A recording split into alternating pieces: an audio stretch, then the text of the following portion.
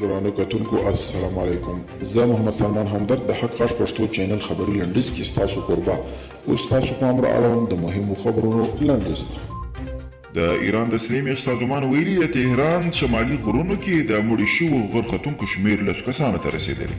د ایران د سرې میاشتې د مرستې او ژغورنې د برخې مشر مهدي ولی پور اسنا خبري اژانس ته ویلي په ټوله کې 9 مړي موندل شوي او یو کس روغتون ته تر لېږدا وروسته ساه ورکړې. د ریپورټ له مخې د 7 ترې توف شویو کسانو کورنۍ ویلي د کورنیو غړي یو ورځ کې خو مرستندویو ځواکونو د خرابې هوا له کبله په موقت ډول لټون عملیات درولي. تر 2028 پورې به د امریکا پر ځای چین د نړۍ تر ټولو ستر اقتصاد ولري. یو تازه ریپورټ وایي چې 2028 کال به د چین اقتصاد د امریکا متحده ایالاتو ځای ونیسي او په نړۍ کې به تر ټولو لوی اقتصادي ځواک وي.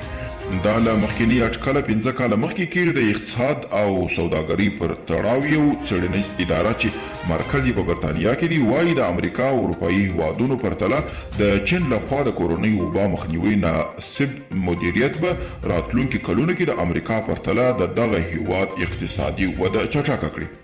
د جمعیت علماء اسلام ګوند له 4 مشرانو ګوند غړیتوب اخیستل شوی. د پاکستان جمعیت علماء اسلام ګوند فضل الرحمن له 4 مهمو ګوندو مشرانو د ګوند غړیتوب اخیستی.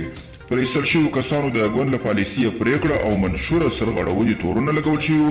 د ګوند ویان محمد اسلم غوري رسنیو ته ویلي له ګوند پر ایستل شویو مشرانو کې له بلوچستان مولانا محمد خان شیراني، حافظ حسین احمد او له خیبر پښتونخوا ایالت مولانا ګل نصیب خان او مولانا شجاع الملک شامل دي.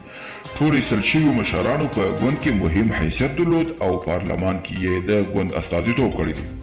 وروسته له هغه چې ولسمشر ډونالډ ټرمپ د امریکا مخکنی ولسمشریز انتخابات مسخره کړل او د افغانستان انتخابات یې تر هغه غوره وبلل، اوس د افغانستان لپاره د اروپایي ټولنې استازي رونالد کوبیا خپل بریتاوي رونالد کوبیا په خپل ټویټ کې د ټرمپ څرګندونې د افغانستان د انتخاباتو د ښه والي لپاره د تایید د مهر په بڼه تعبیر کړي دي. د افغانستان له انتخاباتو سره زیاته مالي مرسته د اروپایي ټولنې له لوري ترسره کیږي او ویسا ورځپاڼه لیکي چې افغان چارواکي پیسې دلته په افغانستان کې ګټي خو په لویدیځ کې یې مصرفوي.